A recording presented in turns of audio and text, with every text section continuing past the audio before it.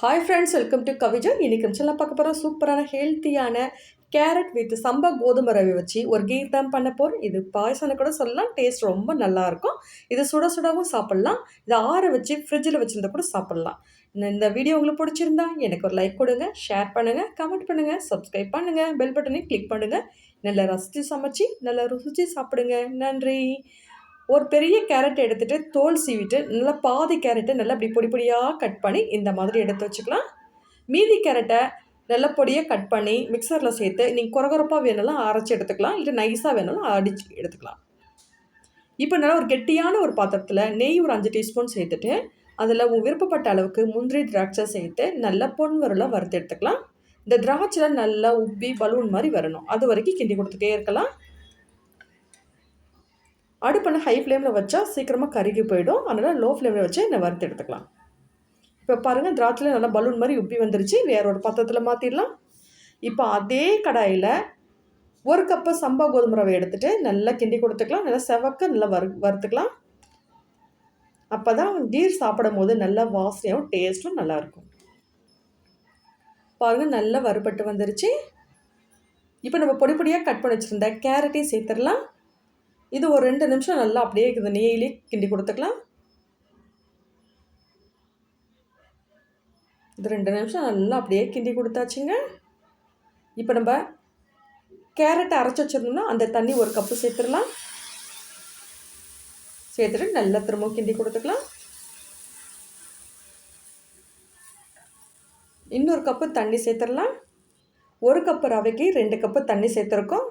இது நல்லா வெந்து வரட்டும். வெந்து நல்லா சோறு மாதிரி பொங்கி வந்திருக்கும். பாருங்கள், ஃபுட் கலர் நம்ம எதுவுமே சேர்க்க தேவையில்லை. இந்த கேரட்டுடைய கலரே போதுமானதுங்க. இது வீடியோவில் காமிக்கும் போது எல்லோ கலரில் தெரியுது, ஆனால் டைரெக்டாக பார்க்கும் போது ஆரஞ்சு கலரில் இருந்தது. இப்போ பாருங்கள், தண்ணியெலாம் நல்லா இழுத்துக்கிச்சு. இந்த கோதுமை ரவையும் பார்த்திங்கன்னா நல்லா வெந்து மலர்ந்து வந்திருக்கு. இப்போ நல்லா சுண்ட காய வச்ச பால் 2 கப்பு சேர்த்துடலாம்.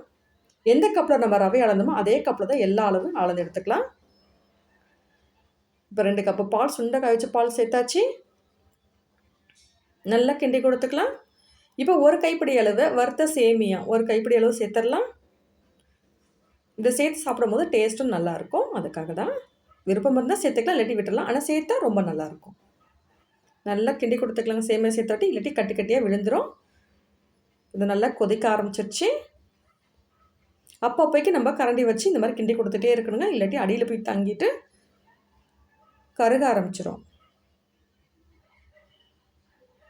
உங்களுக்கு இதே திக்னஸ் போதுனாலும் விட்டுடலாம், இல்லாட்டி இன்னும் கொஞ்சம் உங்களுக்கு லிக்விடாக வேணும்னா இன்னும் கொஞ்சம் தண்ணியோ இல்லாட்டி பாலோ கூட நீங்கள் சேர்த்துக்கலாம். சேமியா வந்துருச்சான்னு பார்க்கலாம். சேமியா இன்னும் வேகலை. இப்படி சேமியா கையில் அழுத்து பார்த்தீங்கன்னா சாஃப்டாக வரணும். இப்போ 3 நிமிஷம் ஆகிடுச்சு. சேமியா வெந்திருக்கும். இந்த டைமில் குங்குமப்பூ ஒரு பின் சேர்த்துக்கலாம். நான் ஏலக்காய் தூள் சர்க்கரையோடு சேர்த்து அடித்து வச்சுருக்கேன், அது 1 டீஸ்பூன் சேர்த்துக்கிறேன். இப்போ 1 கப்பு கோதுமைக்கு நம்ம 1 கப்பு தான் சர்க்கரை சேர்த்துருக்கோம். அது கரெக்டான அளவுக்கு ஸ்வீட்டு. நல்லா தித்திப்பாக சாப்பிட்றாங்களா இருந்தால் மட்டும் இன்னும் 1/4 கப் சேர்த்து நல்லா மிக்ஸ் பண்ணி விட்டுக்கலாம். இப்போ நல்லா கிண்டி கொடுத்தாச்சு. கோதுமை நல்லா வெந்துருச்சு. இப்போ சேமியாவும் நல்லா வெந்து வந்திருக்கு.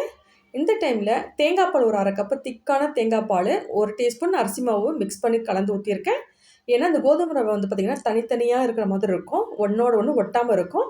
அதனால தான் அரிசி மாவு கலந்து ஊற்றினா நல்லா திக்காக நல்லா குழுன்னு வரும். இந்த டைமில் வறுத்து வச்சுருந்த முந்திரி பருப்பு திராட்சையும் சேர்த்துடலாம். இது சுட சுட இருக்கும்போது இப்படியே சாப்பிட்டா நல்லாயிருக்கும், இல்லாட்டி ஆறி போனால் நல்லா கெட்டின்னு ஆகிடும். அந்த டைமில் சூடான பால் வேணுன்னா சேர்த்து மிக்ஸ் பண்ணி சாப்பிட்லாம், இல்லாட்டி ஃப்ரிட்ஜில் வச்சுருந்து சில் பால் ஊற்றி நீங்கள் மிக்ஸ் பண்ணி சாப்பிட்டுக்கலாம். நீங்கள் விருப்பப்பட்டால் இப்போ ஸ்டவ் ஆஃப் பண்ணிவிட்டு 1 டீஸ்பூன் நெய் சேர்த்துக்கலாம். 1 பின் சால்ட்டு சேர்த்து நல்லா மிக்ஸ் பண்ணிட்டுங்க. அவ்வளோதான், நம்ம சூப்பரான ஹெல்த்தியான கேரட் வித் சம்பா கோதுமை ரவை ready. Tata, bye bye, see you.